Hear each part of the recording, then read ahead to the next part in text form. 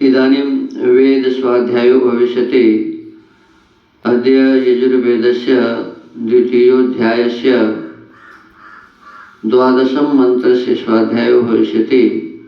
स्वाध्यायमान मन्त्रस्य एतं ते देव सवितर्यज्ञम् इत्येतानि प्रथमानि पदानि सन्ति।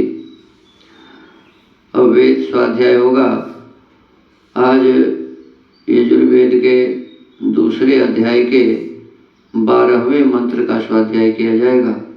स्वाध्याय किए जाने वाले मंत्र के एतं ते देव सवितर्यज्ञम् ये प्रारंभिक पद हैं।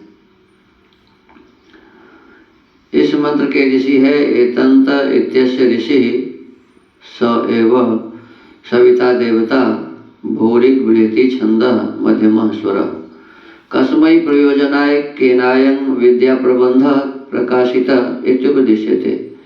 किस प्रयोजन के लिए और किसने यह विद्या का प्रबंध प्रकाशित किया है, सो अगले मंत्र में उपदेश किया है। ओम एतं ते देव सवितर्यज्ञं प्राहुर्बृहस्पतये ब्रह्मणे तेन यज्ञमवा तेन यज्ञपतिं तेन मामवा। पदार्थ, हे देव, दिव्य सुख व उत्तम गुण देने तथा सविता सब ऐश्वर्य का विधान करने वाले जगदीश्वर, वेद और विद्वान आपके प्रकाशित किए हुए एतम इस पूर्वोक्त यज्ञ को प्राहु अच्छी प्रकार कहते हैं कि जिससे बृहस्पतये बड़ों में बड़ी जो वेदवाणी है उसके पालन करने वाले ब्रह्मणे चारों वेदों के पढ़ने से ब्रह्मा की पदवी को प्राप्त हुए विद्वान के लिए सुख और श्रेष्ठ अधिकार प्राप्त होते हैं। इस यज्ञ संबंधी धर्म से यज्ञपतिम यज्ञ को करने व सब प्राणियों को सुख देने वाले विद्वान और उस विद्या व धर्म के प्रकाश से माँ मेरी भी अब रक्षा कीजिए। भावार्थ, ईश्वर ने सृष्टि के आदि में दिव्य गुण वाले अग्नि, वायु, रवि और अंगिरा ऋषियों के द्वारा चारों वेद के उपदेश से सब मनुष्यों के लिए विद्या प्राप्ति के साथ यज्ञ के अनुष्ठान की विधि का उपदेश किया है। देखिए, इस मंत्र में स्पष्ट लिखा है कि परमात्मा ने ही वेद ज्ञान को प्रकाशित किया। कब? तो जब सृष्टि बनी। जब सृष्टि बनती है तो सबसे पहला जो मनुष्य बनता है तो उस मनुष्य के मस्तिष्क में परमात्मा वेद का ज्ञान देते हैं। तो परमात्मा के द्वारा जो बनाया हुआ सृष्टि है उसको कहते हैं अमैथुनी सृष्टि। क्या कहते हैं? अमैथुनी सृष्टि। तो उस अमैथुनी सृष्टि में बहुत सारे लोग पैदा हुए, परमात्मा ने बनाया, युवा मनुष्यों को बनाया और उस मनुष्य में से जो सबसे अधिक पूर्व उससे भी पहले कल्प में उनका जन्म हुआ होगा, तो उसमें जो उनके द्वारा किए हुए कर्म थे उसके आधार पर सबसे अच्छा कर्म जिन 4 मनुष्यों का था उनका नाम था अग्नि, वायु, आदित्य और अंगिरा। इन चारों ऋषियों को परमात्मा ने क्रमशः अग्नि ऋषि को ऋग्वेद, वायु ऋषि को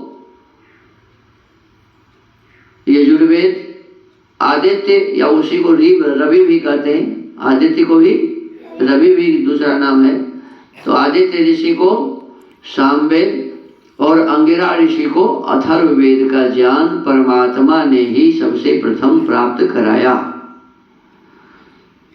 लोग कहते हैं कि भाई इसमें आपका क्या हेतु है कि कैसे आप कहते हैं कि परमात्मा ने वेदों का ज्ञान कराया। तो इस पर हमारे ऋषि लिखते हैं कि बिना किसी के पढ़ाए हुए कोई पढ़ता, जब तक पढ़ाया नहीं जाएगा तब तक कोई पढ़ नहीं सकता है। तो जब सबसे पहला मनुष्य बना तो सबसे पहले वाले मनुष्य को किसने पढ़ाया? यदि परमात्मा उसे न पढ़ाते तो मनुष्य तो कोई पढ़ा ही नहीं था, मनुष्य को तो कुछ आता ही नहीं था।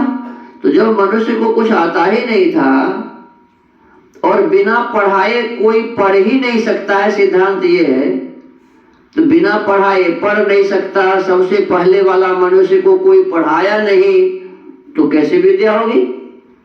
तो इसीलिए यह मानना पड़ता है, कहना पड़ता है, जानना पड़ता है इसी प्रकार कि जब परमात्मा ने सूर्य चंद्र आदि जितने संसार के पदार्थ थे सबको बना दिया और सबसे अंत में मनुष्य को बनाया, तो उस मनुष्य में जो सबसे विशेष भाग्यशाली और अपने पूर्व जन्मों के कर्मों के आधार पर जो सबसे श्रेष्ठ थे, उन 4 ऋषियों को परमात्मा ने ही ऋग्वेद, यजुर्वेद, सामवेद और अथर्ववेद का ज्ञान प्राप्त कराया।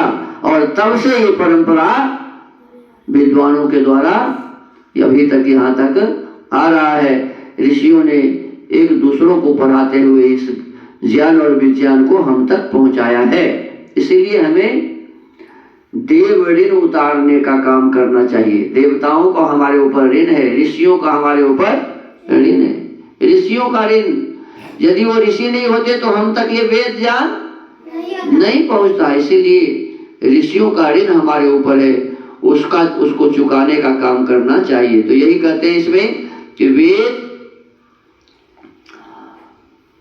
के उपदेश से, वेद के उपदेश से उसी परमात्मा ने सब मनुष्यों के लिए विद्या प्राप्ति के साथ यज्ञ के अनुष्ठान की विधि, हमने जो भी यज्ञ किया, इस यज्ञ के अनुष्ठान की विधि वेद के माध्यम से उसी परमात्मा ने हमारे लिए उपदेश किया है, जिससे सबकी रक्षा होती है।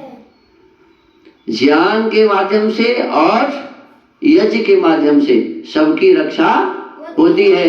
तो ज्ञान वेद के माध्यम से ही प्राप्त होता है और यज्ञ भी हम वेद के माध्यम से ही करते हैं, क्योंकि विद्या और शुद्धि क्रिया के बिना किसी को सुख व सुख की रक्षा प्राप्त नहीं हो सकती। इसलिए हम सबको उचित है कि परस्पर प्रीति के साथ अपनी वृद्धि और रक्षा यत्न से करनी चाहिए। अपनी भी वृद्धि करो और दूसरे की भी रक्षा, प्रयत्न इसके लिए प्रयास करना चाहिए और बड़ी समझदारी से करनी चाहिए। जो 11वें मंत्र में यज्ञ का फल कहा है उसका प्रकाश परमेश्वर ही ने किया है, ऐसा इस मंत्र से विधान है। अभी हमने सीखा कि यज्ञ परमात्मा के द्वारा बताए हुए वेद मंत्रों के माध्यम से ही होता है और जो कुछ भी ज्ञान विज्ञान हम सीखते हैं सभी उस परमपिता परमात्मा के माध्यम से ही सृष्टि के आदि में हमें बताया गया है। तो परमात्मा ने ही वेद ज्ञान प्रकाशित किया और परमात्मा ने ही यज्ञ की विधि भी हमारे लिए बताई। इसी के साथ आज के स्वाध्याय क्रम को विराम देते हैं। ओम।